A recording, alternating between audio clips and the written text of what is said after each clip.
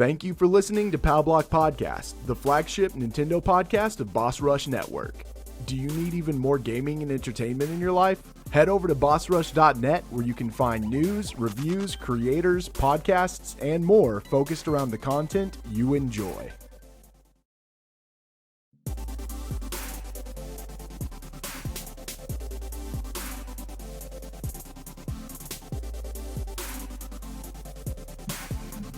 Hello everybody, welcome to Nintendo Pow Block here on Boss Rush Network. I'm your host, the enlightened, excited ADV. Joining me this episode is two very special guests. Everybody, please welcome the one, the only Greysun Morales. Hi.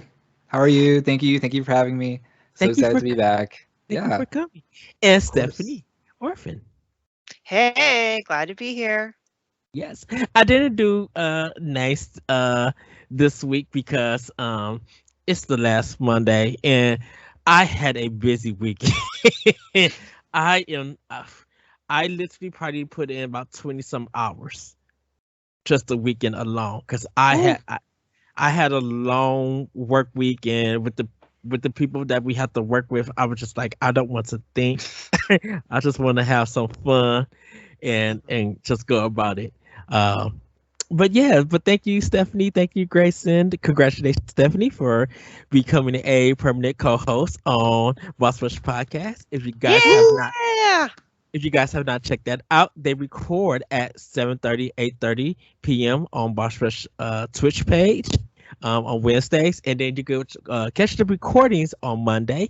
And if you want to check out more for Greysun himself, you can check him out on GameRents.com. Any news, Greysun? What's coming up for Game Rent? Oh man, there's a lot of stuff. We just put out a lot of Guardians of the Galaxy guide content. Nice. So getting that ready for launch tomorrow. That game has like a lot of choices. So there's a lot of guide content to put out for that. So yeah, that's pretty much what we've been focusing on, and I'm very excited for Pokemon next month. I hope I can help cover that and play through. It'll be cool to do like write-up guides for Pokemon Diamond and Pearl because that's just one of my favorite generations of Pokemon. So it's gonna be cool to see like what stuff I can put out for that. So yeah, that's what's going on. Yes, and Stephanie, what you got in the pipeline? For me in general, actually, I got a key to review a game, Roki, on the Xbox Series X, and I'm, working my way through that. And I like to take care of like all the reviews that I write, but I don't know, in particular, I really want to, show that I, played through the game and, look and feel through everything. So that's what I'm kind of working on, Oh, nice. I know this is normally what everyone's been doing on weekend, but and I would get to you guys. I just ordered I Can Fail for Switch. Yes, limited run. So good. All right. Yes. I told Greysun I have it on PS4, and I told Greysun that I had it, but they was just like last minute because I didn't know that it was getting physical copies. And Limited Run was doing it. I'm like, let me snatch this right now. Click, click. So I got it for Switch, and I'm just waiting for the game to come.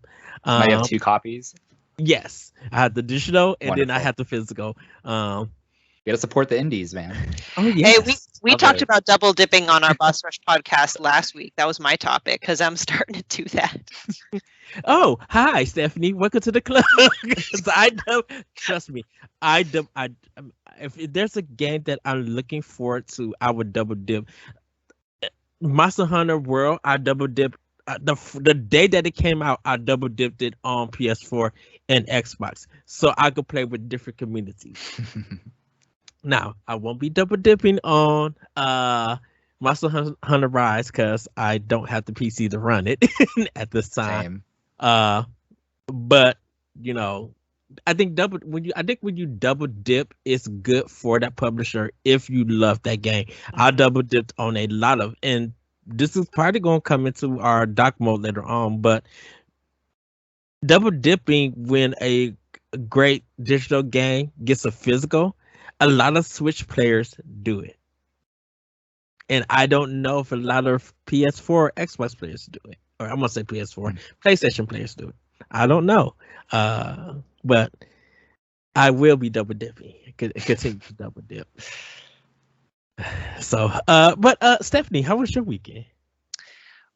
Weekend was pretty good. I enjoyed the weather because we're going to get hit with a nor'easter tomorrow. So I was out and about. My cousins visited from New Jersey, so we did the whole New England thing where we go to a farm and do the hayride and get lost in a corn maze, which was actually a lot more stressful with like 3 tiny children all running in different directions. So try not to lose the children. And like I said, I've been playing the heck out of Roki, which is great. But because of all the madness of all the great games coming out, I have like there's the backlog, and then there's like the immediate backlog of the like 4 or 5 different games I'm trying to play simultaneously. Because normally I am a person that prefers to play one game at a time, maybe one game per console, but generally one game at a time. I probably have 4 or 5 games kind of swapping through as I can. Once again, hi Stephanie. Where have I been? Grayson, how was your weekend? I mean, yeah, that sounds a lot like what my situation is with gaming. I think a lot of us too. But yeah, like, just jumping around between like I've been playing a lot of Smash Brothers with Sora, which I've been having a lot of fun with. I've been playing like Splatoon. I've been playing Genshin Impact. Just a lot of random stuff. It's just like jumping around. And besides that, like it was pretty like a chill, lazy weekend. I've been watching a lot of Midnight Mass, which is this new Netflix horror. Oh my god, it's so good, guys. I It's have like- to finish. I have to finish. It's so good. Yeah, I think we're like 2 or 3 episodes in, and it's like just like the perfect amount of horror where it's not like too scary for for like a regular person to watch, but and like the story is really interesting, and it has Rahul Kohli in it. If you guys know him from what iZombie and The Haunting of Blythe Manor, I think. I forget what the other one. Yeah, as the the other one's sheriff. called. He was in one of them. Yeah. He's such a great actor. The story is really great. So if you guys He's are the looking one- for something to binge watch, it's really He's good. the one that Okay. the gays are just like. Yeah, I thirsting see him over. on Twitter a lot. Yeah. Well, I I'm didn't- such a weenie for horror stuff, but it doesn't mean I'm not interested. So this sounds like it's right up my alley. It's awesome, yeah. And I don't think it's like connected to like those other Netflix horror series that are like the Mm-mm. same name. So you can just go in and watch it fresh. But yeah, Because it's like what 7 episodes, I think. maybe 8 or 9 or 8 10. or It might be 9. 10 actually. Yeah, but it's limited, I think. So I think it's supposed to go away eventually. So I gotta watch Yeah. the rest of it. Yeah. That's the movie. Yeah. That's the show that me and Jesse was watching when I went to go visit him. mhm. And so like I just go, we was watching it 2 episodes, and then I was about to leave. Because I had to drive home. And Jesse's just like, "Oh, I wish you could stay. This is when it gets interesting." I'm like, "Are you sure?" You're just like, "Yeah, I think if I'm like, I really want you to watch it." So I set my black tail down and watched it I love watching stuff with Jesse. I had so much fun. I literally because we could have if I would have stayed at Jesse's house, we probably would have watched the whole thing. And I was just like, I'm staying over and we'll go get breakfast in the morning. But yeah, I enjoyed it. For me, for my weekend outside of work, had to talk to one of my friends who like hit me on Facebook. He was looking for this gospel song that was back from like early 2000, and I could not think of the life of it. So we talking, and I was just like, man, I cannot think of it. 5 hours later, he hit me on Facebook and he was just like, Eddie, this is the song. And I turned 25. I was just like, oh my goodness, I remember this song. And started listening to the whole thing. And I'm just like, I need to buy this album.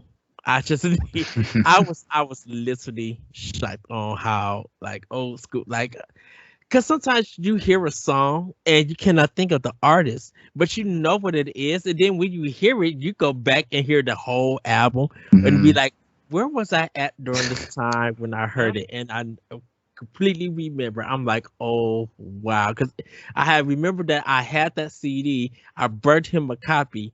That's what we used to do, everybody. To get around Still, you were blessing folks. Let's just say We're extra busy during that time. And Blessing. I Yep. remember doing that and everything. But Wow, Ed, you know what that's called? That's called we're old. yes, yes, Old but proud. Those Uh, are the good old days. exactly. But yeah, that's pretty much my weekend out. Like I said, aside of work and doing some gaming and everything. But we're gonna get into Snacktendo. Grayson, what have you been snacking on? Oh man. So I'm not sure if I posted something on Twitter like I think last week, but I've discovered these Talenti brand sorbet that are in like the grocery stores. Oh my Yes. god, I have never had them before, and they're like I think it's the best like that Italian ice sorbet type of thing that I've ever Yeah. had in my life, and I'm obsessed. I think I hit you up. I'm like, what is this? And I was at the grocery store, forgot to go look at it. I was just like, what is this? Because Yeah. I now want to try it. The first one I had was like a raspberry flavor.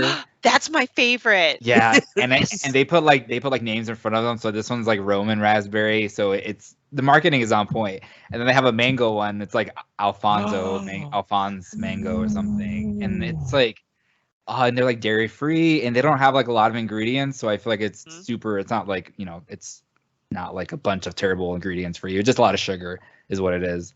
But yeah, the mango one is so good. The raspberry one. So if you guys, Ed, you might have those in your store or something, but they're so good. And besides that, I've also I started making my own popcorn at home, like just buying kernels, which I haven't done in a very long time. Just I like having popcorn, but I don't have a microwave right now. I just haven't bought one because we don't really like use it. So yeah, like making popcorn kernels on the stove, and like I've been flavoring it with like nutritional yeast, salt and pepper, garlic. Yeah, and it just tastes really good, and I'm saving a lot of money, so that's been cool. Heck Great yeah, taste. sounds awesome. Yeah, because popcorn is so good. It's just like the best healthy snack, so. It really is. Yeah. Stephanie, what have you been snacking on? Well, it's going to be baking season soon, so maybe in the future I can kind of fill up the Snacktendo on Discord because I haven't been on it in a while. But Same. I was late to the game, but I ended up buying some Pokemon Oreos just really because my son saw it, and I'm like, all right. I found a Mew in there, so I like immediately put it in a Ziploc bag and checked eBay. He's like, why is there one missing? I'm like, no, don't worry about that. It's fine. I was about to give it to my son. He was about to put it in his mouth. I'm like, no! And he goes, he's like, what? I'm like, it's special. I really don't know what to do with it because I think it's kind of a joke that they're selling for how much on eBay. But I'm like, what if I just say it's $30? Maybe someone will buy it for $30. Who knows? Exactly. But I mean, that's just, a novelty. It was for fun. Other than that, I've just been snacking on. Target has this amazing trail mix. It's like a peanut butter and chocolate kind of combination. And I love it. Like they have a little bit of Reese's cups in there. They have M&Ms, peanuts, and then they have like a pretzel, but it's covered in peanut butter. And I love it. It's so good. So I have to pick out some of the raisins, though. It's not like I don't like raisins, but sometimes you just need the right ratio. So mine is that ratio. I understand completely. So that's just kind of it. Nothing terribly exciting except for the Mew. Well, for me, eating some Tostitos lime chips with the salsa. So now everybody hold on to your horses. Don't get upset. I went to Chick-fil-A and I got their grilled chicken. Probably some of the best grilled chicken I ever tasted. I'm not going to lie. I had it with the Chick-fil-A sauce. I had it with cheese and everything, and I ended up getting a cookie and cream milkshake. That put me over $15 for a meal. But I was just like, It was worth it. It's a lot. Surprisingly, the waffle fries was good this time. I enjoyed them. But that grilled chicken was bomb big, and I know everybody has a certain stance on them. I don't eat Chick-fil-A at all that much. I won't say at all. I don't eat it that much, that regularly. But I had to try it. I just had a taste for it, and which is like, yeah, I need to see what this is all about, and it's the bee's knees. I don't know if they have a spicy grilled chicken sandwich yet, but from what I tasted, man, that grilled chicken, fire. And since a lot of like Burger King and McDonald's and stuff, because they don't got grilled chicken anymore. Tasting the Chick-fil-A one, which was like, oh, this is super super good, super bomb. And then I had yesterday at work because no, let me tell y'all of this adventure that happened Friday. I'm sorry, because I had Italian sausage and diced tomatoes on Domino's pizza yesterday.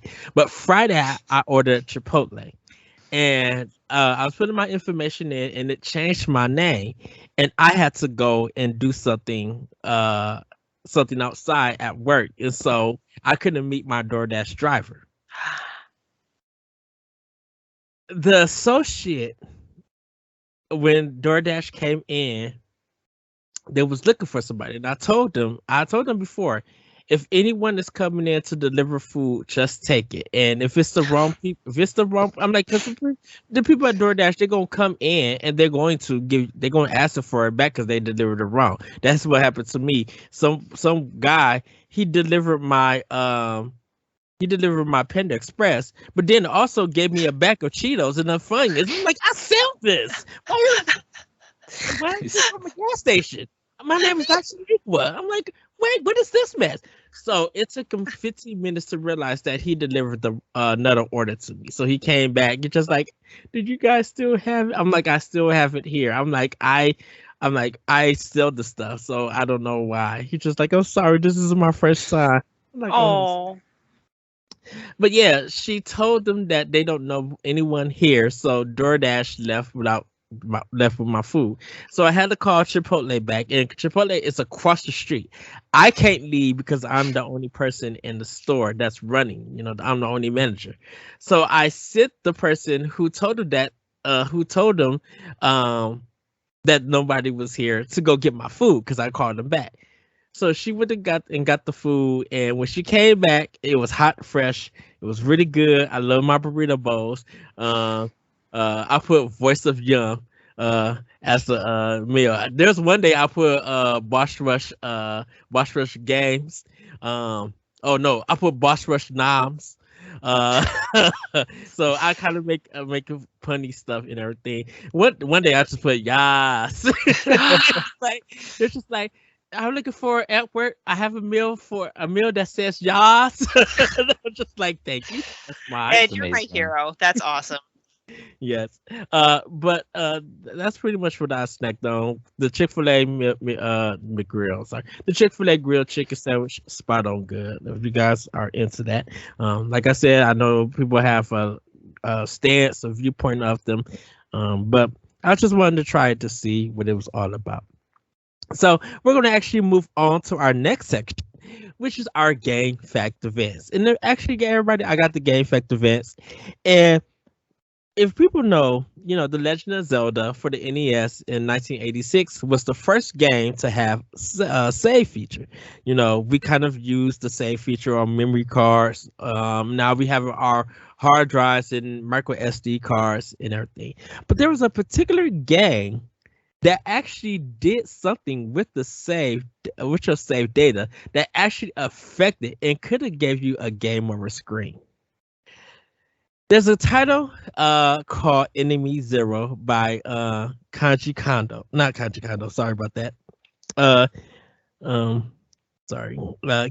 Eno. And Enemy Zero was a game for the Sega Saturn. This was by his company called Warp.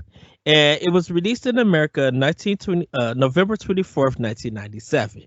It was released in Japan in December 13th in 1996. Now, the reason why I'm talking about the save data about it was because your save was connected to the ship's engine that you was on.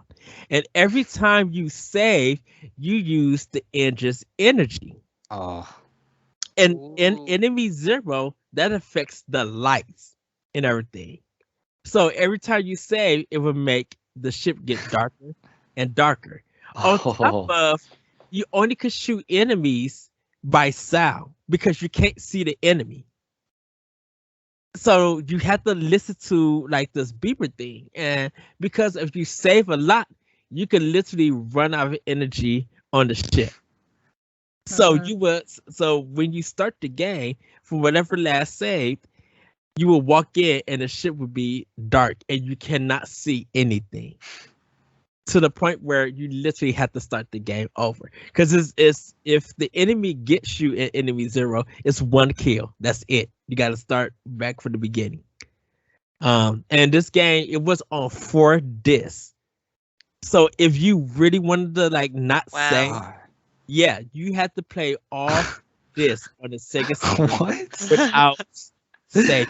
That's insane. Yes. And Keiji Ino, he's the creator of D.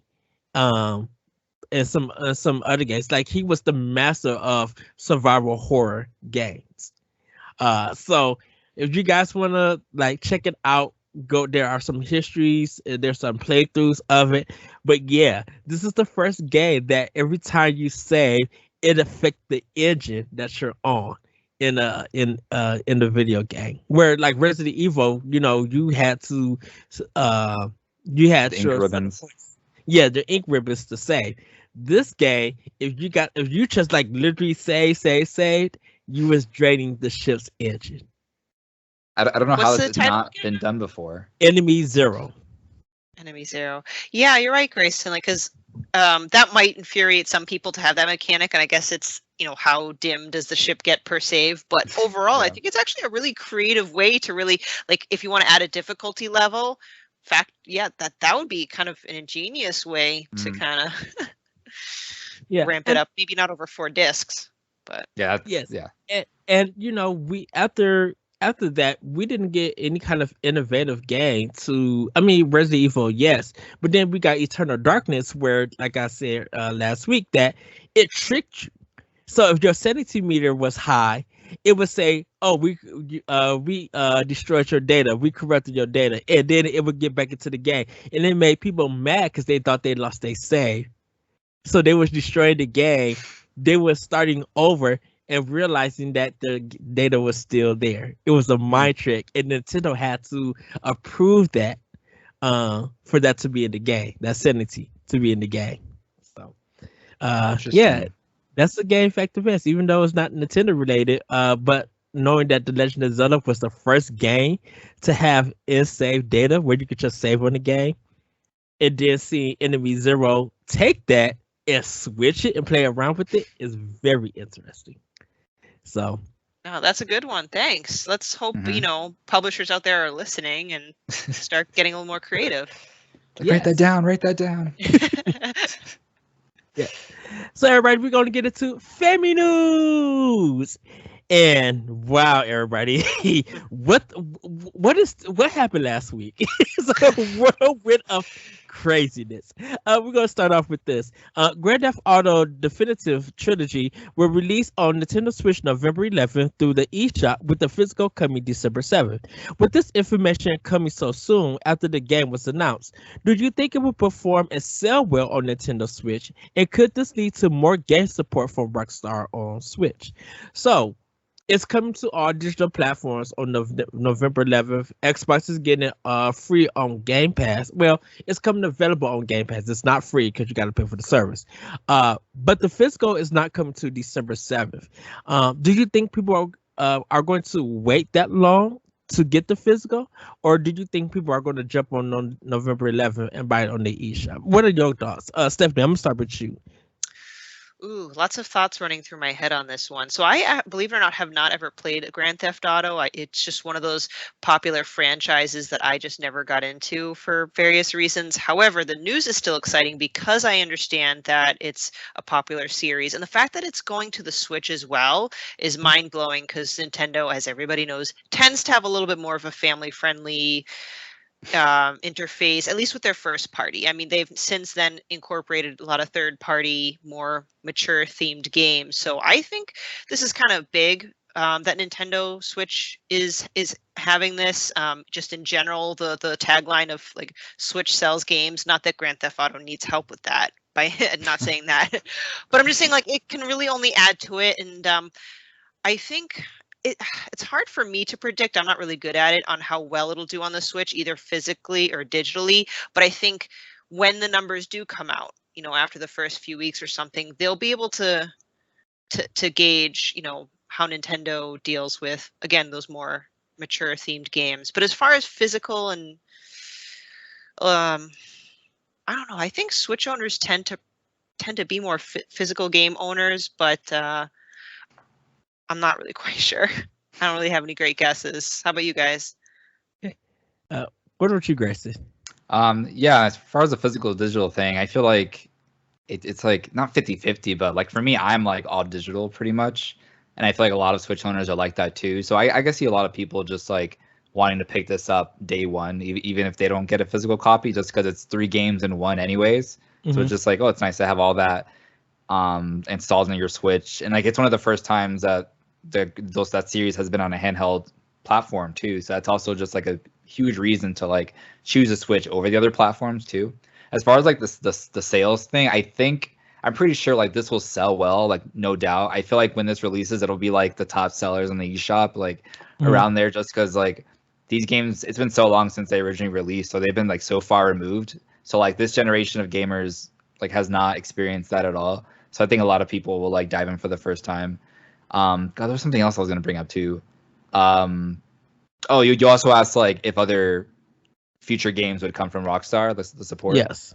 I don't think this would mean they bring other games. I just think they're doing this because these remasters are like, obviously, they haven't been like increased so much where like the Switch can't handle it, And I think that's just the reason. Like, okay, these games can run on the Switch. Let's bring them over. I don't see it as like a gauge for like, oh, let's bring GTA 6 over because this game sold well. I think they're gonna focus that on like the major platforms. They can handle it, obviously. Just because like they would have put GTA 5 on Switch by now, if like they wanted extra people to play that game on Switch and sell it even more copies than it already has, So I just think this might be like a one-time thing for now, So maybe in the future we'll see like ports of 5, but yeah, I don't think they're putting a 6 on Switch anytime soon, I think that's an incredible point. You're right, because they are older games and, the Switch hardware can handle it. And you're right. I think remasters, remakes, especially from third party, kind of seem to be, creeping onto the Switch. And that's probably another reason why. And the other comment that I did think about while you were talking, Grayson, is at least it's not cloud version. I mean, not that I have anything against cloud versions, because I haven't played one to poo-poo on it. I actually wrote a piece on it today. But the point is, I know a lot of gamers are turned off by that fact for various reasons. So the fact that it's not cloud and just digital or physical, that's why I kind of agree with maybe the 50-50, as long as it's not cloud, Yeah. Yeah. And see, we did get LA Noire on Switch from Rockstar, and it sold very well. So it was kind of showing that Rockstar, we will buy your games if you will put it on the platform. As for Grand Theft Auto Trilogy, I think it's gonna do okay, but I think it's gonna do well in December for Switch. And the only reason why I think it's gonna do okay in November is because of Game Pass. People who got an Xbox they're gonna be playing it there. There may be some Sony people playing it too, but it's just like, why would you put? I'm like, yes, Grand Theft Auto is going to do fine, but then you got Pokemon, and then you got Forza 5. And Pokemon is going to, like, to me personally, is going to destroy Grand Theft Auto in sales. I think because we don't really got a big game in December against Halo Infinite. I think people are going to be like, okay, it is physical, so I'm going to spend my $60 getting the physical copy because I want to have this box art of this game.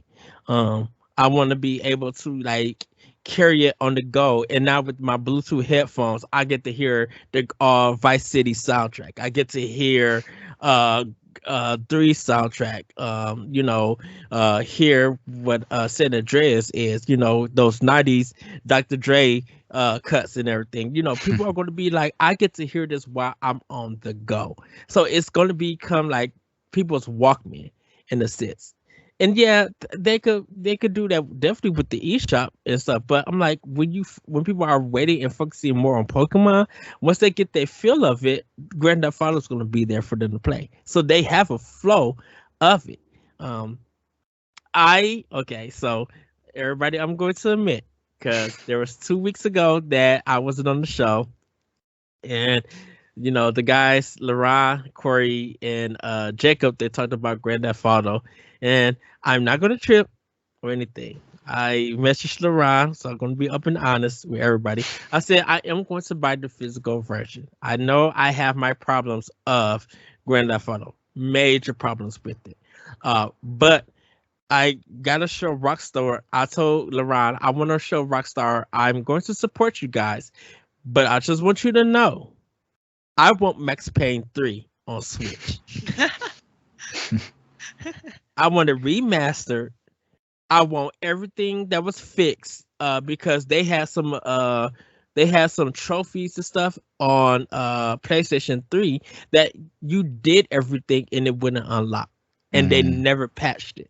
So I want this game to be like, if you put Max Payne 3, putting some fake trophies in if you need some in-game trophies. I'm fine with that. Some in-game achievements. I want that.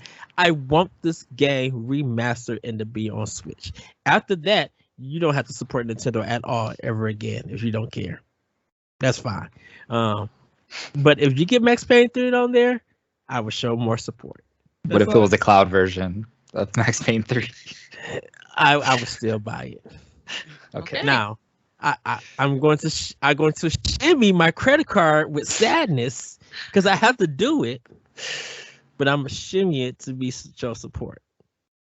And Ed has spoken. Then you're gonna plug in that new Ethernet cable on your Switch OLED. Oh, exactly.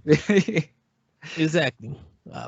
But speaking of support, it seems that Japan has shown major support for Metroid, with Metroid Dread selling an estimated 109,019 physical copies, according to Famitsu, within 10 days. The support that series has received has been joyful and a great sign that Metroid Dread reinvigorated the series. Does this give a signal to Nintendo that Prime 4 and the possible Prime Trilogy remaster are what gamers will support heavily? So we got good numbers, at least from Japan. Surprisingly, it dropped to number 7 in the UK, and Mario Kart 8 for Switch has taken number 1 in the UK. Again. We don't have numbers yet for America just yet, and we don't know what the digital sales numbers are. So we are still waiting for everything to be total. But people are showing that they're still buying the game. People are showing pictures of the physical, of the collector's edition. So we shall see. But what do you guys think about this? Metroid Prime 4 and Prime trilogies. Do you think people are going to be more excited and it's going to do big sale numbers for this game? Stephanie, I'm gonna start with you. So I do feel that it's kind of this has given a signal. I can't talk tonight to Nintendo for Prime 4 and the possible Prime trilogy. I know historically that Metroid, correct me if I'm wrong, right? It just really didn't gain that fandom in a sense that Mario and the Zelda franchise has done over in the East, correct?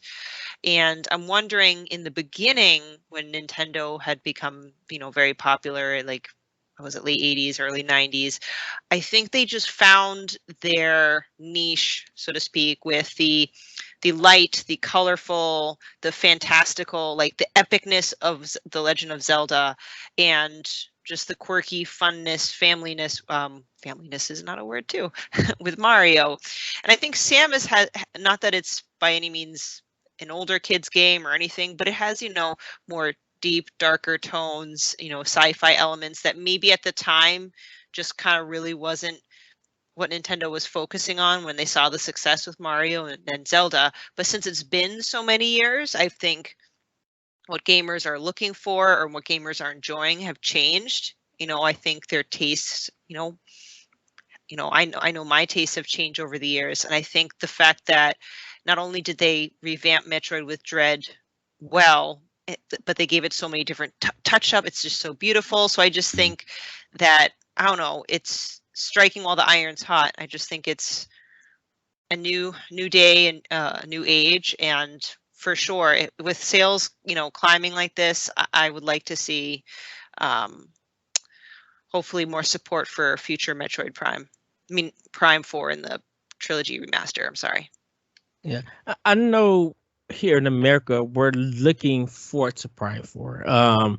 Me and my friend Larry from World War One, we was talking about it today, and I feel like they're going to end the next Nintendo Direct with Prime 4 because they showed off Bayonetta, they showed off Breath of the Wild 2, and so it's one of the most anticipated games we're looking for, and because the numbers for Metroid in general, with the Wii U sale numbers for Zero Mission and Fusion, secondhand people buying Other M and Samus Returns, and people going back to the Prime games here, definitely in America, people are looking forward to it. Now, Japan is not big on Metroid, and they're not big on first-person shooters. But if the numbers from Metroid Dread kind of shows them that, oh, this is a great game, because it wasn't developed in Japan. This was developed by Mercury Steam, who was I think a Hispanic studio, or Spain studio. That's amazing that it even sold past 100,000. That's just good numbers for that series in Japan. So to see if Prime 4 and even the trilogy, if they could each do 100 again, or 100 each in Japan, maybe Metroid will get more recognition for it. I know people here in America, we want it. Hopefully we get, what if we got a Prime, like, kind of amiibo, where you kind of see Samus hands and everything. I would buy that. And it's supposed to represent a first person view of Prime games. Kind of cool. You mentioning the first person shooter aspect, and I think Nintendo made the right move, because I know we've been kind of guessing and wondering when Prime 4 would come out. I think they made the right decision to releasing Dread first, this 2D-ish, 2D, I don't know, I just feel like it's more, I don't know, it would appeal to more fans first. Yes. I guess, especially in the East, and then, once they got them hooked, fine, maybe we will give first person shooters a try, Yeah. Yeah. So, go ahead, Gracie. You mentioned how like Metroid is like a darker, like deeper property from Nintendo, and like the Metroid series hasn't really done well in Japan ever. But it is a really niche game when you look at it compared to like these family friendly Mario and Zelda stuff, or like it is, and also the high difficulty level too, because the Metroid Dread is probably one of the hardest Nintendo games that I've ever played, like losing to every single boss over and over again, and mastering like the bosses and mastering the map. And it's just like, if you like remove all like the Nintendo-ness from it, I guess it would seem just like a like a random indie developer made it or something, So it's like I see why the Japanese like audience doesn't really get drawn towards that. It just doesn't, like, you can't put, it's just like when you look at it without knowing what Samus or Metroid is, it's like it just looks like some random lady in a suit shooting these robots, and it's scary, and you're running around, and it looks hard. So like it doesn't really seem like, oh, it looks so cute, or I want to stream this, or I want to like show this to my family. It just doesn't have that Nintendo appeal. But I think just because the Switch is doing so successful, and you have a high attach rate, and you have like these systems like selling out so quickly, Metroid has a chance of like coming back really strong, I think. But I just don't know if that's gonna apply to the East as much as it will apply to the West. Because I think if you have Metroid Dread and you put out the Metroid Prime trilogy and then Metroid Prime 4 like a year or two later, you really you have a really strong, like, I don't know what to say, but you have like all these Switch owners, and you introduce them to Samus again, and like put Metroid Prime 4. I think it could be like a really big seller. Ease them into it, kind of. Yeah, kind of. Just franchise. Introduce everyone to like, okay, this is Samus again. Play these games. We got a new one coming. Like, so hopefully that helps if they bring out the trilogy. Nintendo would constantly send out either like weekly logs or journals or things to read up Yeah. on it, and they're really pushing the lore. Now, I'll be honest with you, every time I see it, I get really excited, but then I get busy and don't read them. But I appreciate the effort that they're putting out there, and like you said, Grayson, hopefully that's laying the foundation of getting players attached to Yeah. Metroid. Yeah. So, well, it's still good numbers. People are now beating it. They're beating it on hard. I have beaten the game 100%, 16 hours, and I put it away. I am good. I don't need it. If they do a new game, I hope they patch in a new game plus. I would love to keep my powers and be able to fight everybody from the beginning with that new game plus. Yeah. Even if I have to get all my powers back, fine. But let me have all my energy at least. My energy capsules and stuff. I would love to do that. That means I gotta go do all those Shine Spark puzzles, and I don't want to. Oh no. I'm This is so horrible with the hard. Shine Spark. Trust me, I was having a lot of trouble with them too, Stephanie. So you're not alone. But we're gonna get into our final portion of Family News, which is going to be a variety. Chris Redfield and Jill Valentine in Fortnite. Sakurai tweeting a picture of Among Us. Mario Party Superstar leaks online. Nintendo rejecting a voice for Samus for Metroid Prime. What is going on? Let's quickly touch on these insane and amazing news that has come our way. So yes, everybody, we know Chris Redfield and Jill Valentine is in Fortnite. Thoughts? I'm shocked that this has happening. There's a video that was posted that Chris Redfield is dancing to Cardi B's Up. I saw that. Yeah. He's getting it. I'm just like, this is foolishness at its best, and I enjoyed every moment of it. Honestly, it didn't even surprise me. Like seeing the picture of them, I'm like, yep, that sounds right. And I just like kept scrolling. And I play Fortnite like sometimes, not as much as I used to, but like it's just another reason for me to spend money because I bought that Ariana Grande skin, and that was like the first skin I bought. So now I'm looking for like my next purchase. So I don't know. These are very enticing to me. They look very good. What about you, Stephanie? Have you seen it? I don't play Fortnite. I just don't. But I did see the news, and like I was kind of half and half because like my first reaction is that's crazy and ridiculous. I don't want to see these characters in these serious horror games like just get ruined in my brain. But then at the same time, like, wait, it makes sense, and I'm sure people will love it. So good for people who will buy it. Yeah. Okay. Sakurai tweeting a picture of Among Us. There's a picture that he has put out. I think a cat is laying down, and the red character is like in a basket. And he had to picture it after. He had to tweet it after the Sakurai presents. Yes, because people would think that Among Us might have been the last character for Smash or coming to Smash. But like, what did you guys think, Stephanie? I'm looking at it now. I wanted to pull it up because I actually haven't seen it. Oh, I haven't seen it either. Let me see. I thought it was cool. No, definitely. I don't. I'm always afraid of overthinking stuff like this. So I'm not really quite sure what to say. I'm not sure. Let me see. I guess it's not loading up. I mean, knowing him, it's probably just like a funny tweet or something. Yeah. And who knows? I know they put out the last DLC fighter, but we could always end up getting a random batch of like Mii fighter costumes down the line. Yeah. I don't see why. I'm sure that doesn't take as much effort as making an actual new character. So I don't know. Maybe like he has like teasing a little something. Maybe it's just a fun little tweet. I don't know. You never know. And Nintendo in general has said that they will not do X, and then they'll turn around and do X. Maybe just slightly different so they can get away with it. So like that's kind of where I'm like, hey, you know what? It's possible. But at the same time, I want to get some sleep tonight. So I'm thinking about what's gonna happen. We were talking about on World 1-1 or Phazon Labs the podcast about Metroid. We just did a Sporticast, and I said the last boss in Dread, I kind of want as the next fighter in the next Smash game. If we need more Smash representation in general, that would be awesome. Yes. So nothing else to say about that. Exactly.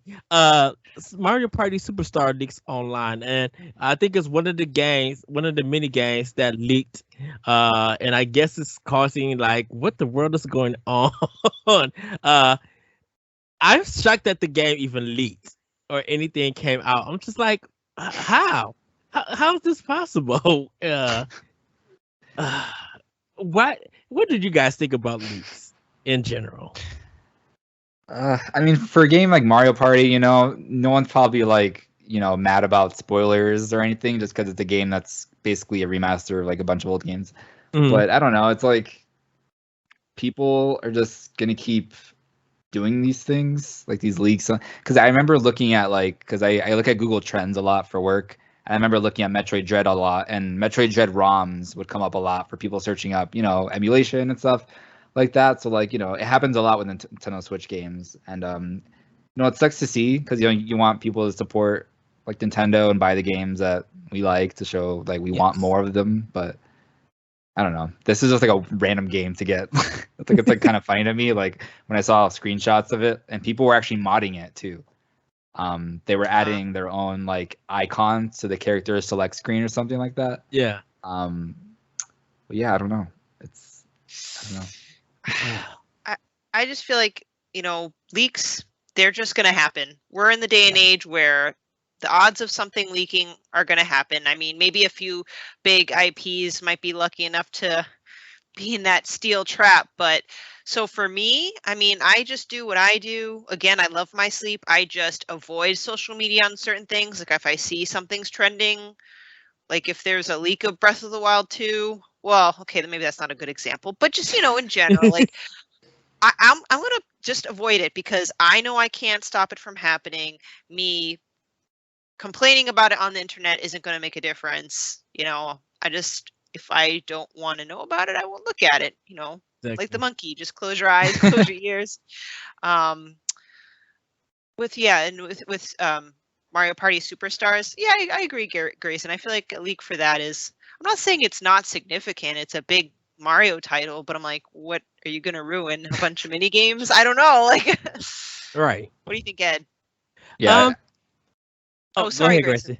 No, I was gonna say, like, I remember when The Last of Us 2 came out and the spoilers were coming out, and I had to I just went on Twitter and muted everything related to Last of Us Part 2, because if it's a game like that, or I know the story is like very important to the game, then I'm like, I have to block out anything. I don't want to see it. I barely watch like the trailers leading up to the game's release too, just so I don't want to know too much of the stuff. Yeah, normally leaks I do not pay attention of, even as a host for Nintendo, and just in podcasts in general, when I have to be on or anything, or I'm guessing, like I don't look into the leaks because I don't want to be ruined. I want to see it as a surprise, and I don't want to give the person who leaked it any kind of notification, any kind of attention. I want to be able to just be like, when it comes out, it comes out. If there's someone leaked it, that's their business. If you want to be spoiled or find out what it is, you go ahead. Me, I'm waiting for the product to come out. I'm not giving space to it. Mario Party leaking, I guess, I'm like you guys said, like it's a party game. It's it's an old game, just like kind of remastered or brought back with some touch-ups. Like, it's not gonna do nothing. Like, what I'm gonna do? Oh, they leak row your boat. I'm like, what the heck? Like, that doesn't mean nothing to me. So, but you can get stars in this game. Oh my god! Right. If you row gently down the stream, you get 2 bonus stars. Like, I don't care about that. Like, what the heck? So, I'm going to move on to the next one. Nintendo rejecting a voice for Samus for Metroid Prime. They rejected because they thought she sounded too sexual and sensual. So they nicked any voiceovers for Samus, which I never thought. This is something because I bought Metroid Prime when it came out on GameCube. I never thought they had any intention to do Samus that way. So they originally were planning to have a voice actress. Is that what the story is? Yes. Basically? Okay. I wasn't sure. But when they, I don't know that either. When they tried it, she sounded too sexual and a little bit sensual. So she was just like, "Oh, go ahead, Stephanie." No, just if that's the case, can't they just have her revoice it so it's not too sexual or sensual? Like, They don't can't want they to tell just? her, I guess. I don't know. I just feel like if it is that way, which from a female perspective, like part of the feminist thing is like, don't tell us how to sound or whatever, or dress, whatever. But at the same time, I can understand why they might want to not have something that sounds too sexual or sensual, only because that means they don't want to make a female a sexual gratification object. So like on one hand, I actually applaud that. I'm like, good, because that's not what we're all used for. I'm just, but I just kind of thought, well, why can't you just redo it? I don't know, but I don't know much behind how voice acting and stuff like that works. I'm not familiar with that part of the industry. Yeah, but I know for me, I don't know how it would work because there is a story in Metroid Prime, but it's all through reading, and you have to scan. So what like sexual part was Sam's gonna be like?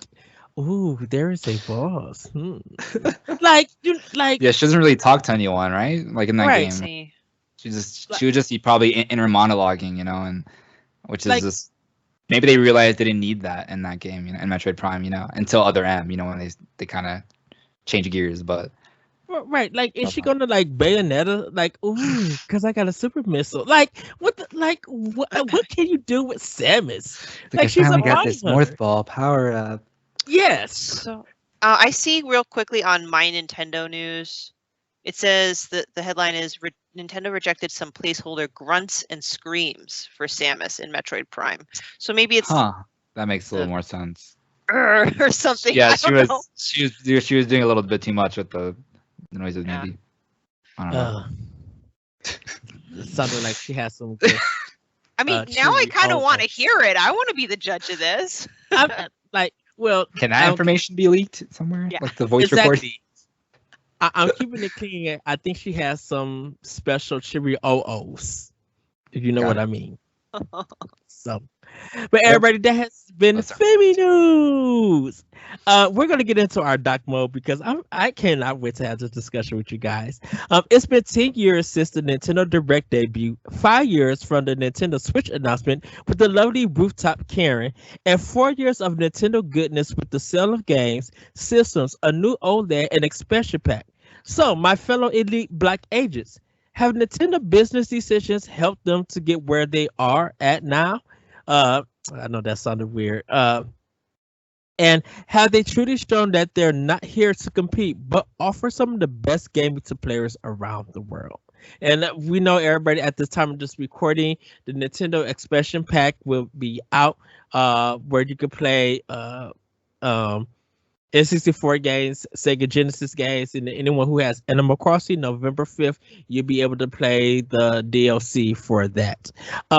But yeah, let's jump into this one. Let's start with the Nintendo Direct. It's been 10 years. They kind of got away from E3 because the last E3 was kind of a bomb. People were making fun of them, and Nintendo changed their idea of how to present the game and market stuff. And when they heard of the Nintendo Direct, people thought that it was crazy. They were mad at Nintendo, but it's kind of now become the staple in the industry, definitely during the pandemic last year. And when people saw the first one, they were into it. Reggie Fils-Aimé was in there, and now people kind of see the gifts of him. And film saying, "What did you waiting for?" And everything. So, but what did you guys think of the Nintendo Direct? When was the first time that you seen it or anything? I think Grace. I don't remember like the first one exactly, but 10 years ago, it was my first year in college after high school, and I remember like being like in the computer lab, like watching these Nintendo Directs, like with headphones on, like between classes or whatever, or like watching it. I remember watching Nintendo Direct like waiting for like a bus before.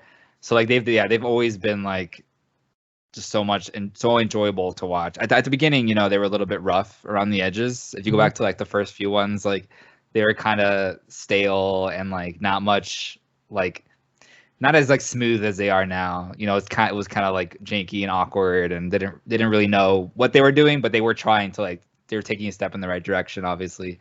But yeah, like I've been watching them forever, and they're probably my favorite video game thing ever. Like I would much rather watch Nintendo Direct over, you know, a Ubisoft Forward or a PlayStation. Even though I love PlayStation, you know, PlayStation, whatever they're called, I don't know what they're called. Showcase? Or State of Play. Oh, no, the State of State of Play, Play. and then the Microsoft thing. It's just Nintendo just has that like magic, you know, and that charm, and you know, I feel like they bring so many different types of people together to watch that live stream and see what they have going on. Whether it's like a mini direct or a Pokemon direct or like an Animal Crossing, like you just like I don't know, you can't go wrong with the Nintendo Direct, really.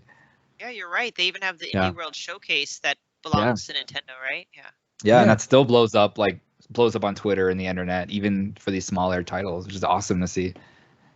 And they even got the UK one, the Europe one, for their directs. Of course, the Japan Nintendo Direct will some also have additional games coming to Japan that may also their own come to America, and they're always interesting to see. I remember watching the first one because they covered some 3DS games and a little bit of the Wii games, and just over time, like they kind of improve. And you know, watching E3, seeing them, I just definitely enjoyed. When Doom, the 2016 Doom came to Switch, me and Corey lost our mind. We both watched it, and we had to quickly do Pow Block reaction, and we were hyped for it because we didn't expect Bethesda to bring anything else to Switch. We thought it was just gonna be Skyrim, and that was it. And then when we seen it, we were just like, wait, what the world happened? And then realized that game did 1 million alone on Switch. Wow. You know, so it's been moments where we treat the Nintendo Directs kind of like E3s, kind of like this is the biggest surprise. And when people, sorry to say this, so youngins, please, you know, close your ears. When people thirst for the Nintendo Directs, when it actually happens, a lot of people, you know, thirst is quenched. Now, there are some people who don't like it at times, but they don't like it because none of the games speak to them. But if you look at overall, you just be like, don't forget, Wii U got like a Wii U got didn't get the third party games, didn't get the support, and they were like the laughing stock of them.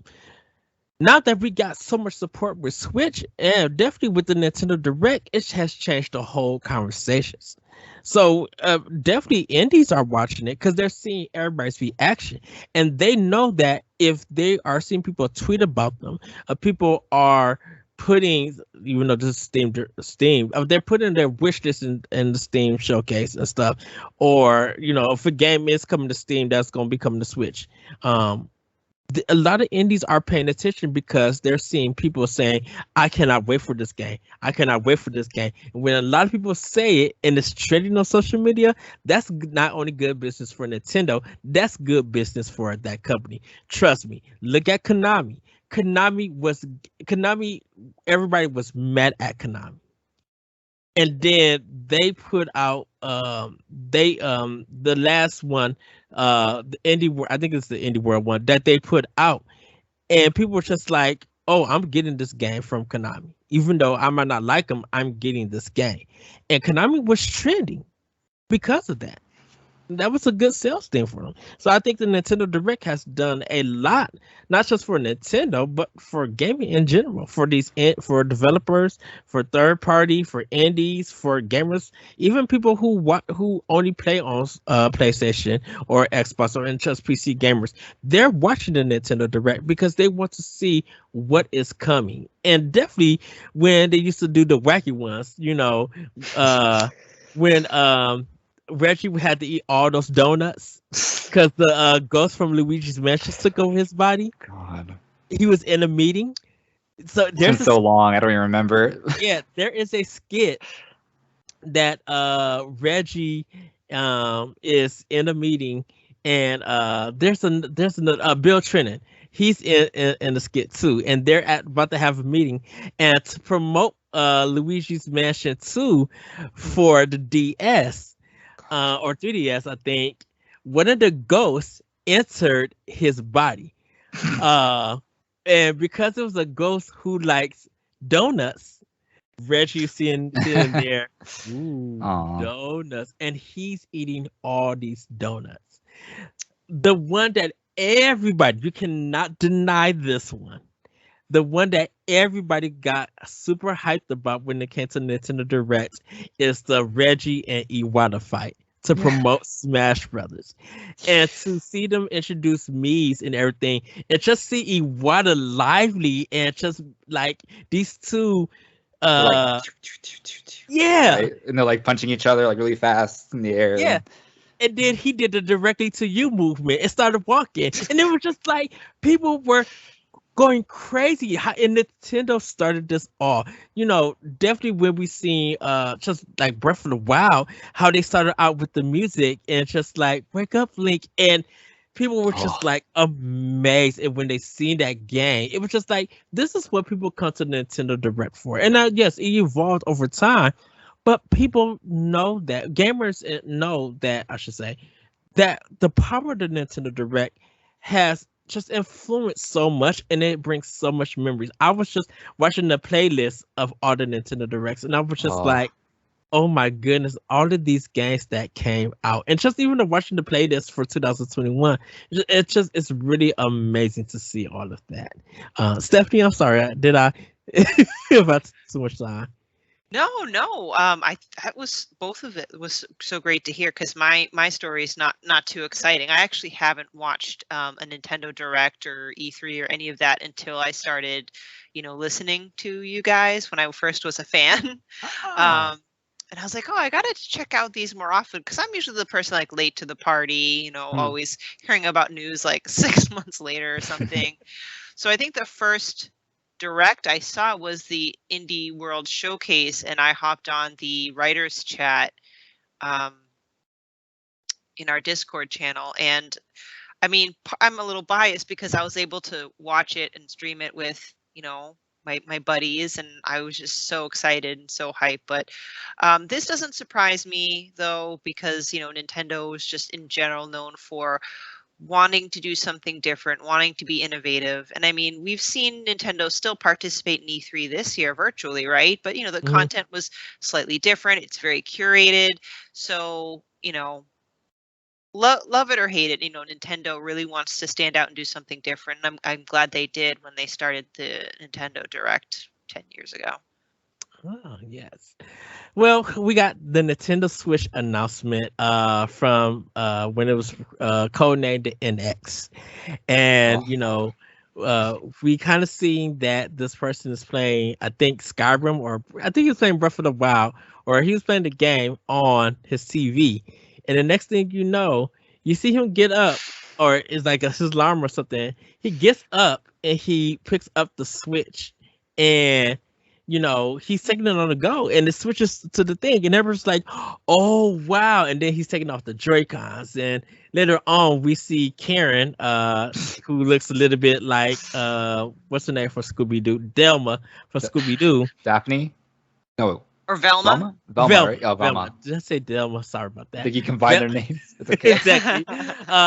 You see Velma, which is that looks like Karen, and she became a gift and a meme to some people. But she was just like playing on this rooftop, playing Mario Party or something, Switch with it, and it was just like giving you the idea that you could take this thing on the go and everything. Where were you guys at when they announced the Switch? I mean, I think I was. Okay. I was. Okay. Thank you. Oh, sorry.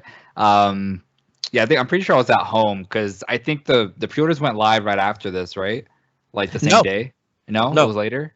A little bit later, yeah. Okay, because I remember I got my pre-orders like immediately in there as soon as I can. Cause I was like, this is why I love Nintendo so much. Like I remember watching that trailer and just not only seeing that they were finally combining like their portable and home console market, but like they showed Mario Odyssey, and I'm such a big 3D Mario is like so huge for me. So I was like rewinding over that like 3-second part so much. Like, oh my god, I can't wait to play this game on this new console. And like, God, like it just from that day I knew that like this was gonna be something so special. You know, like just it's crazy because they made so much money from the whole DS line and stuff. So you would think that they would continue with that, but they kind of just found a genius way to just put everything together. And now like we've been getting like some of the best games ever in the past 5 years. Has it been? No, 4 years, right? Yeah. Like Breath of the Wild, the Mario Odyssey, and Splatoon, and all these other huge games. It's just like I love the Switch so much, and I hope they just like keep doing this. I don't know what they're gonna do next, like with the next console, but I just hope it has the portable factor still. They just like kind of have to stick with it, I feel. At this point, they kind of buried themselves, Yes. What about you, Stephanie?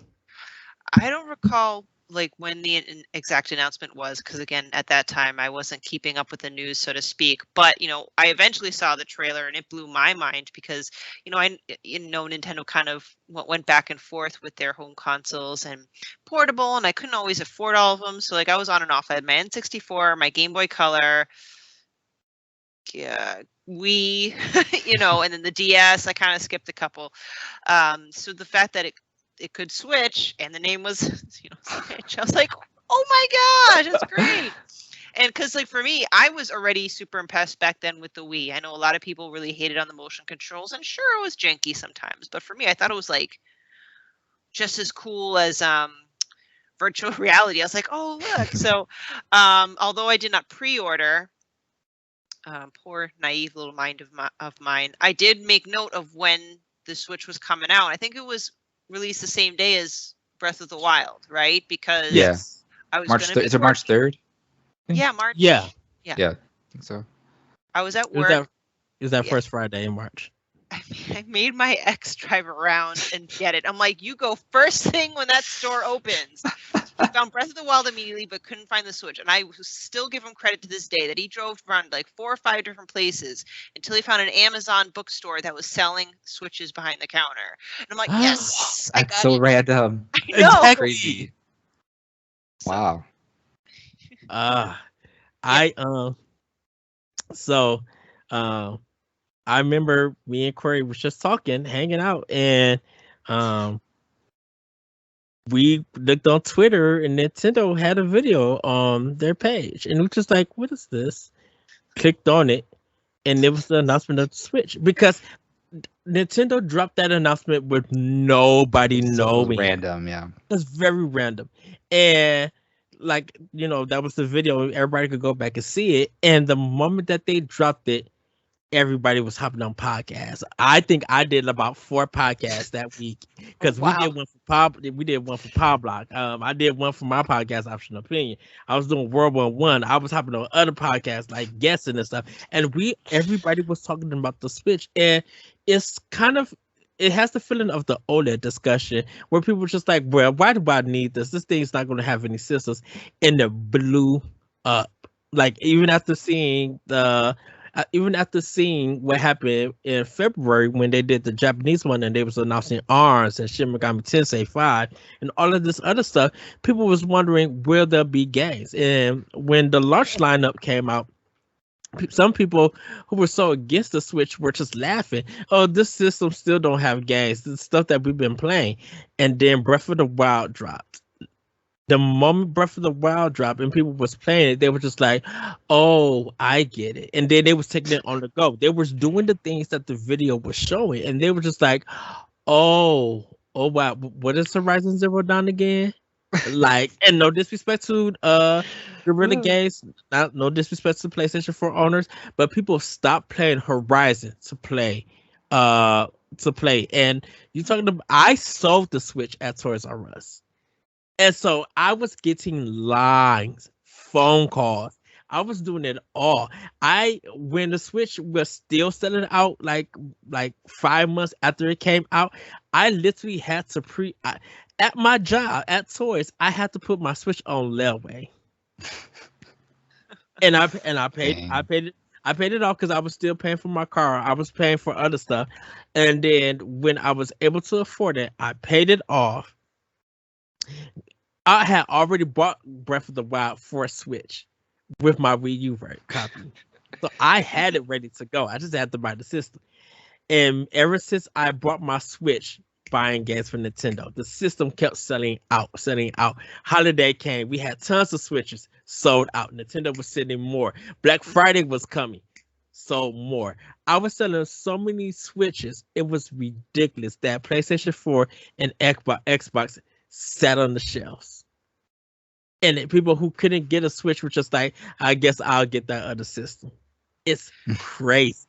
Well, if you think about it too, it's the price point. The price point I felt was very fair for what it offered, and maybe not initially at that time, but how many people have you heard have multiple Switches in one family household? A couple. I now have 3 at my house just right now. We have 2. There you go. Yeah. So, and I know it was just amazing to see how when marketing is done right, getting the point across what it could do. And, and for 33 months, it has achieved that. Now we'll see what happens in November, and we'll definitely see what happens in December. But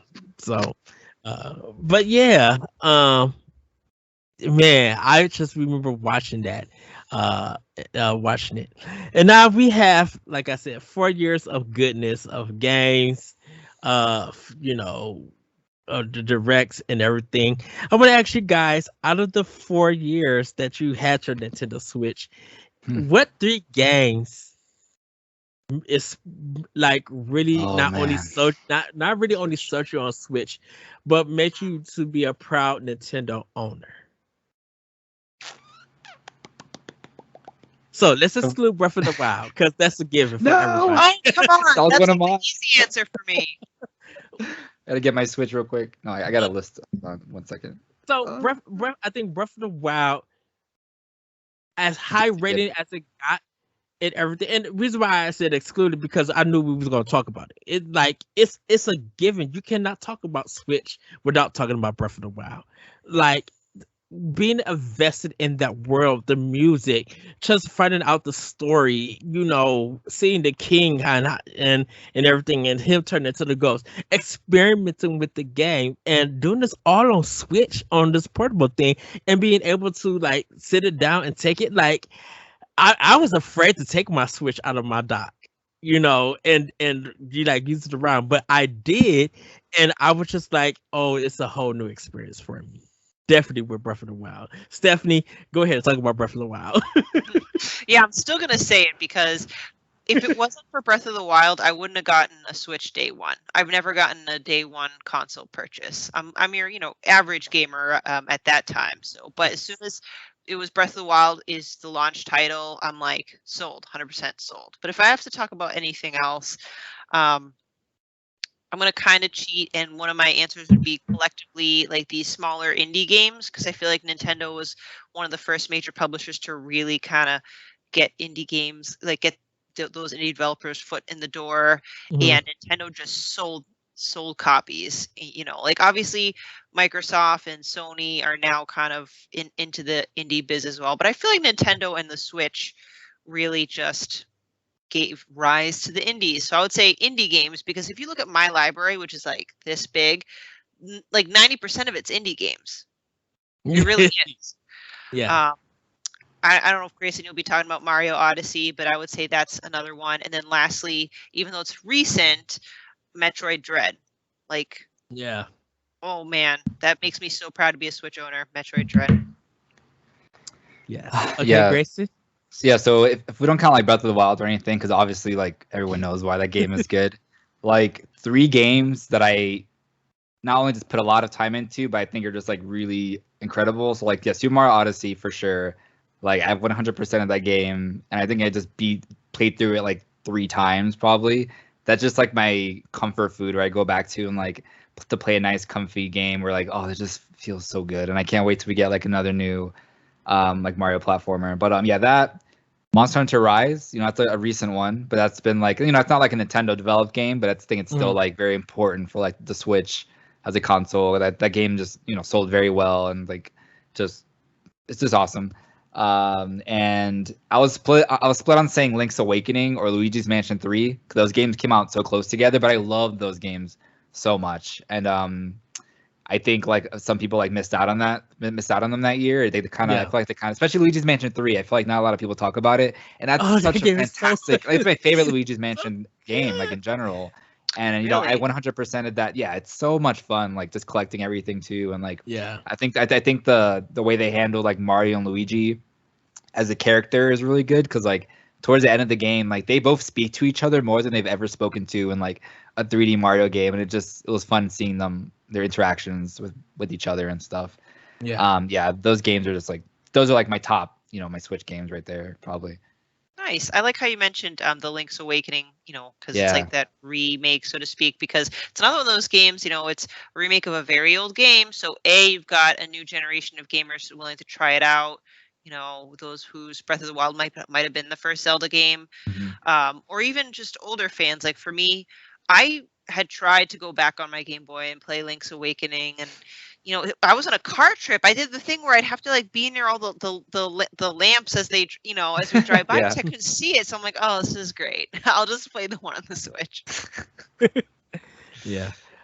For me, it's Yoshi's Crafted World. I still love that game. The level design, the music, the boss fights, like it literally turned me to a kid, and I was laughing. I loved it. I'm like, I'm doing a level in a bathtub with a cardboard fish. This is hilarity. Like, and some of the mini games were just so fun. I'm like, this game, it was so polished, and I was just like, I'm so glad. It was actually me and Corey's first review together, where he did the edit, he polished it up a little bit, and because I gave it a perfect 10. I gave it like perfect. At the time, I had my Yoshi Coin rating, so I gave it 5 out of 5 Yoshis. So that game, I still look at, and I'm just like, this game is amazing, and I wish more people would play it. My second game, and Stephanie, you're going to love this because you were part of it. You know what it is, right? Great. Ooh, indie games. Seeing it, investing in this world, seeing the hand-drawn graphics, like I really wanted to cry at the end of the game, but I didn't. Like the game made me feel emotion, because I'm like, I don't know who's doing anything like this. I don't know who is hand drawing anymore. And it's just like how beautiful it is, the story that it's telling, and not realizing the game was about grief. We did a talk the walk here on Boss Rush, and Stephanie was part of it.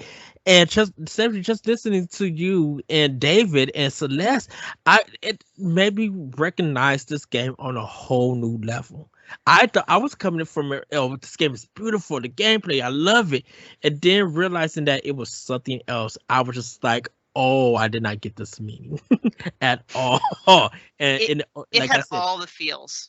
Yes, it did. And my third game, Just Shapes and Beats.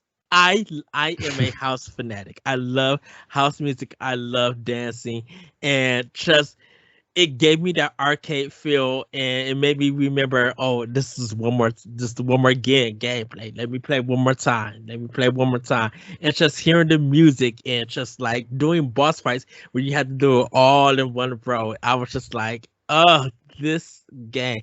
I had tweeted out so much to the team to Just Chasing Beats that they responded. They were just like, thank you for the support. And I was just like, where can I find the soundtrack at? And they like linked me to a playlist on YouTube of all the game music that they had. Because like I think the music that they were using were licensed from different DJs and everything. And I was just like, more people needs to play this. And I supported them hard. And then definitely when they got the Shovel Knight DLC, I was just like, oh, they doing Shovel Knight house tracks? Oh, it's on and popping. And it's so good. So those are my 3 games. There's many more we all could talk about. Oh yeah.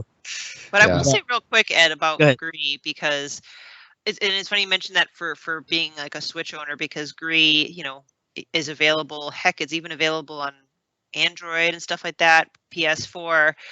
But if I were to revisit that option, just for example, where I would purchase Gree and what I would play it on, because I feel like Sony has its strengths in certain areas of where I might buy a game for it. I don't play phone games. No. I think Switch is a particularly wonderful platform for Switch, and I can only imagine how nice it would look on OLED. But it's the game, you know, because some games perform better or worse when they are either docked or in handheld. Gree worked both in well. I think the art style, the display was perfect, and it fit the controls very well. So just wanted to make like a comment, like even though it's available on various platforms, I think Gree is, you know, performed exceptionally well on the Switch. Yeah, for sure. And I think everything that we talked about, I think everything accumulates a good thing for Nintendo, business wise and reputational wise. In a sense, it kind of showed that Nintendo was not here to compete. They're here to do what Nintendo knows what to do best, and that's to deliver games. The quality is going to be up to that player on how they see it, but you know they work hard to bring out great games. Indies and third party has seen some of the benefits and the great things that have came out from just Nintendo Switch and the directs and stuff. So I personally feel like in the future, if Nintendo could keep it going, no, they're not trying to be king of the gaming. They just want to bring out great games and have everybody have fun. You could talk about the price points and all of that. You could talk about that another day. I want to be able to sit down and play the game and enjoy it. And with Nintendo Switch, I've been able to do that, especially with on the go now. Any final words, Grayson?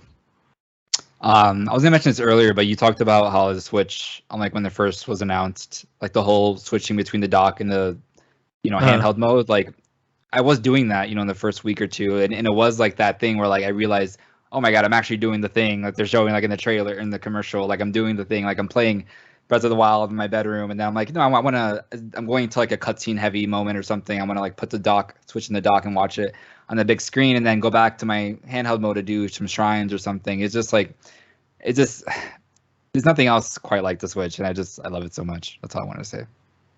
Stephanie, you have the final word. Ooh.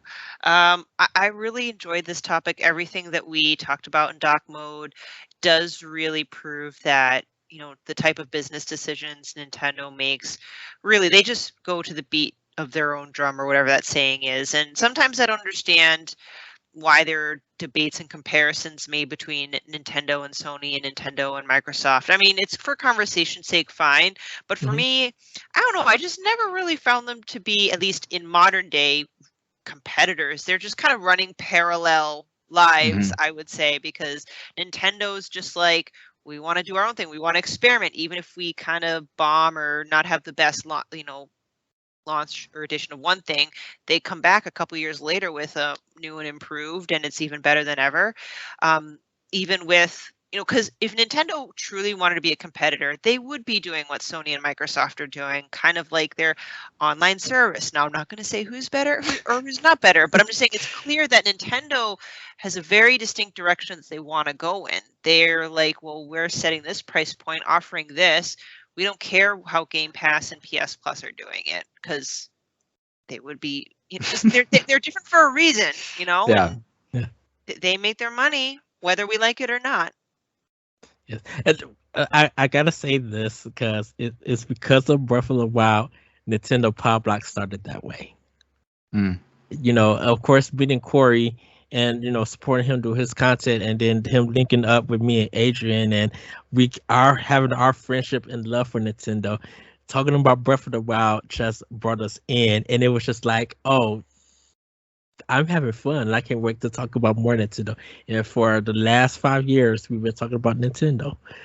So thank you, Nintendo, for being around still, being who you are, and wishing you guys many more. Whatever your next system is going to be, I will have my money ready for it. Because like you, Stephanie, I have not brought anything day one, and if I'm able to, well, besides the OLED is the first video game system, definitely from Nintendo, that I have brought on day one. So, go ahead. So even if I don't have money, I'll find a way to buy it. I got some credit cards, It's always a credit card lying around. Exactly. Waiting to be used. So, everybody, we're going to start getting into our Play with Power. Stephanie, what have you been playing with Power? All right, so for the Switch, for Nintendo, it's really just Metroid Dread. I'm slowly progressing through it. I think I'm almost at the halfway point. I just, like I said earlier, that I'm just juggling between 5-6 games, that my progress is slow. And I'm still also chugging along with Skyward Sword HD. I know it almost seems like old news now, given all the other games that it's come out, but I forgot if I mentioned it here. I think it was in the Boss Rush podcast, but the reason why I'm exceptionally slow with Skyward Sword is because I play it with my son, meaning he's the biggest Zelda fan, probably because I forced it on him, but he really does love it. He's going to be Link again on Halloween, and I'm going to be Fi or Fee. I always say Fee, but people are like, oh, it's Fi. Oh, that's so cool. Yeah, I got the costume ready and everything, so I'm still playing through it because he wants to be there and watch me play, or I'll give him the left Joy-Con where you can control where Link walks and I handle like the sword slashing. Mm-hmm. So that's what I'm playing there, and then just if I want to give a high level view, I'm playing the medium on Xbox, also Roki, and then on PS4 I'm still working through Ghost of Tsushima and soon to be Guardian. So that's why it's like what did you think of Ghost of Tsushima? I love it. I really, really do. I do struggle swapping between games because that's one where you need to have that muscle memory of how to do proper combat. A lot of buttons, yeah. A lot of buttons and a lot of combinations. And one time I hopped back on after not playing it for like 10 days and I just got slaughtered. So I think it's an absolutely gorgeous game, and I'm a big fan of learning about different cultures, especially Eastern culture, given my heritage. And I also believe they did it in a very beautiful, respectful, just all kinds of ways that I love it, and I can't wait to be able to dedicate more time to it. I want you, because I did the review for Boss Rush for Ghost of Tsushima. I want you to finish the game and then just look for me, look for my review, and let me know if I was right or wrong with that. Because I know a lot of people are playing it, and since I beat it last year, I kind of want to hear what people think now compared to when I wrote that. Greysun, what are you playing with Power? As far as Nintendo Switch stuff goes, I've been jumping around a lot between playing Smash Brothers, trying out the Sora DLC. Also, I randomly got back into Splatoon 2 a few weeks ago, and that's been I've been playing a lot of Splatoon 2 to the point where it's just getting in the way of me completing other games I need to finish. But it's just that perfect. I just want to shut my brain off, put on a podcast, and just play for an hour or something, and just mess around. What am I playing on Switch? I feel I'm also trying to finish Neo: The World Ends With You. Because that is a game, I bought when it came out, and then I just dropped it. Dropped it so hard. Where I just played maybe 2 or 3 hours, and I'm a big fan of the original. I was very excited for the sequel, but for some reason, it was just not really. I wasn't vibing with it that much. I'm not a fan of how they changed up the combat, and it kind of just sometimes feels like a repeat of the first game. But I'm still playing it to see if I hear it gets better. So I'm trying to put time into that. And on other platforms, I got back into, not got back, but I'm playing Genshin Impact pretty much for the first time. I tried it when it came out originally, but I only played for like a few minutes. But yeah, I'm getting back into it, and I really like it. It's not a game that I thought it would like be into so much, but it sort of reminds me of playing Breath of the Wild a little bit. And of course, it's not as like good as Breath of the Wild. Like the combat isn't as fun, and like there's no like shrine equivalent where you're doing like really good puzzles like that. But it's just like a really good like JRPG with like really fun quests, and the combat does some interesting things with like the elements. So you control like a party of 4 characters, but one of them will have like ice powers, one will have like fire powers, or like wind, and you can like quickly switch between them. So I could do like a fire attack with one person and quickly switch and do a wind attack, and it'll have like a special effect on the enemy. So you can burn enemies that are like stunned, or like cause them to be wet, and you could electrocute them for more damage. So there's like a lot of like interesting things there. But for me, it's just like a weird like this kind of JRPG that just like I don't know, I'm really liking right now, and I just can't stop thinking about it. Like when I just can't decide of what on a game to play, I just kind of go to Genshin and just like been like doing these like intro quests. I haven't played like too much of it. I haven't been like distracted by like the because the game has a lot of like gacha mechanics. So I was worried that would be like an issue where like, oh, I don't feel like I might need to pay. Genshin is a free to play game, but so far I have not had any issues with that. Like I haven't been like pressured or forced into like paying extra money or anything. But for a free to play game, it's surprisingly like really good so far, and it's really beautiful, and the gameplay is really smooth, and the really good frames. So I'm enjoying it. So it's also coming to Switch eventually. I don't know when, but so that'll be a cool like handheld experience for sure. That's pretty much it. Yeah. Yes. For me, I said, I finished Metroid Dread. I started up the Great Ace Attorney Part 2, the sequel. So I'm working on that. I kind of got to get back into a lot of the 2021 games. So Monster on the Rise, Stories 2, like a lot of stuff that I bought, I played, but I haven't beat it yet. Like East 9, The World Ends With You sequel. What is it again? I know it's 2 weeks. Neo. Is it The World Ends With You, Neo? Neo, The World Ends With You. Oh, Neo. Okay. I'm sorry, everybody. Very long name. Blame Square Enix for their complicated titles. Okay. I started up Fist and Kenna Bridges of Spirits on PS4, so I'm playing that, and started up Far Cry 6 because I finished one of our Talk to Walk games that was interesting. I can't wait to talk to Celeste about it. It's very interesting. I'm still waiting for I'm thinking of getting the one game that got delayed for Switch that's on Xbox, the walking simulator, True Colors. Life is Strange. Life is Strange. Yeah. Life is Strange. I'm thinking of getting that on Switch. And because I wanted to get that and the remaster collection together so I could play them all. But we're pushing that probably into next year. Once things get settled, I think we're going to start doing that because I still got Firewatch I need to finish. Yep, I haven't finished that either because I keep getting distracted. Exactly. But that's pretty much what I'm playing with Power. And with that, everybody, that is Nintendo Pow Block. We're going to quickly get into some plugs. Stephanie, go ahead and plug. Well, first, I want to say thanks, Ed, for having me. And you put in a lot of work kind of, giving us the Game Fact Advance and presenting family news. So, and you still got that energy, and I love it. Thank you.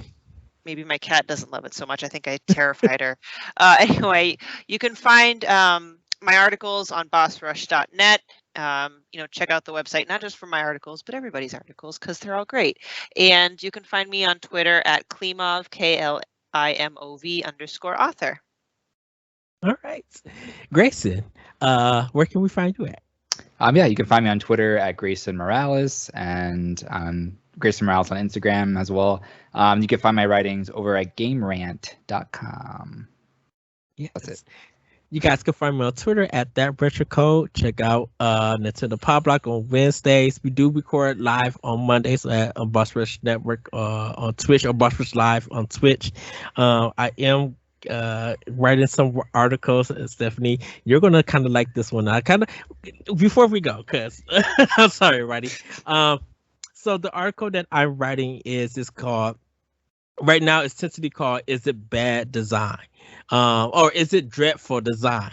David J made a comment about Metroid Dread and his design, because he got stuck in a room that he couldn't get out of, and when he found out that how to do it, he was upset.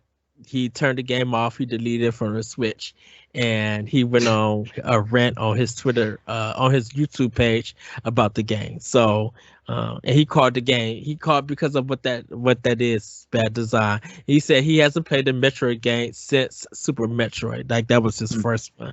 And I have an article on it, and I kind of want to just quickly ask you guys, when a developer plays another developer's games and a comment is out that, do you think it changed the perspective on a game for you?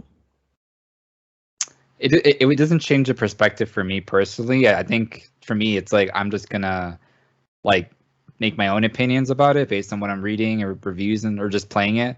But I think it can affect maybe other people that aren't really I don't know, in the know about stuff, so they can go on Twitter or Instagram and see is he the God of War creator? Is that who that is? Yes. David Jaffe? Yeah, yes. I can imagine someone seeing the headline, God of War creator disses Metroid Dread, and be like, oh yeah, Metroid, Nintendo games suck. And, they're like, oh, I love God of War and stuff. But, and they can see that and just not want to purchase that, or just, have negative things to say. But yeah, personally, I don't really... it doesn't really bother me that he's talking about Metroid. Everyone is entitled to their own opinions about games, and I think just because he thinks Metroid Dread is a bad game, I don't think it means the game is bad in general, objectively, or I'm gonna I don't know. It's not gonna change my perspective, basically. Yep, I'm pretty much on the same line there, and yeah. Some people told me, hey, this game is great, or hey, this game is terrible, and I play it, and I tend to have very opposite views, so I automatically kind of just don't really buy into it too much. And I hate to say it, not that I know more than this guy, but it's Metroid. It's supposed to have this very challenging, find your way around. That's part of the difficulty of the game, getting around. I actually got stuck in a room once, and I forgot if it was I didn't shoot a wall because the wall looked like it was solid. Sure, after a while, I kind of wanted to bang my head against the wall, but I'm not going to call it bad game design. I'm this is kind of a Metroid game, So got to take that into consideration, the kind of game that you're playing. Yes, it's finished. I had to submit it for edits, and I kind of wanted to see what people would think when they read it. I'm thinking of changing the title. But it got me actually thinking of some things, and I have an answer for it, and I don't want to ruin it. I can't. Hopefully, it comes out and you guys will read it. But I kind of wanted to ask you that because it had become a big discussion last week, and it brought up the $60 discussion, whatever. So just wanted to pick your guys' brains for it. But with that, everybody, have a great week. Have a great weekend. Go to our Twitter page because I have kind of asked the question for you guys can follow us at Pow Block Podcast on Twitter because I kind of want to know what did you guys think of the Nintendo expansion pack. Did you get it? What is your first game, or is any of the games that you play, is this your first time? I really would like to know. I'm intrigued, I should say, because I pretty much played 75% of the download, and I'm just like, shocker. Oh, yes. But everybody, that's going to be it for Nintendo Pow Block. Have a great week and have a great weekend, and we will see you next time on Nintendo Pow Block. Once again, thank you, Greysun. Thank you again, Stephanie, and we'll see you next time, everybody. Woohoo! Bye. Good show. Good You topics. did it.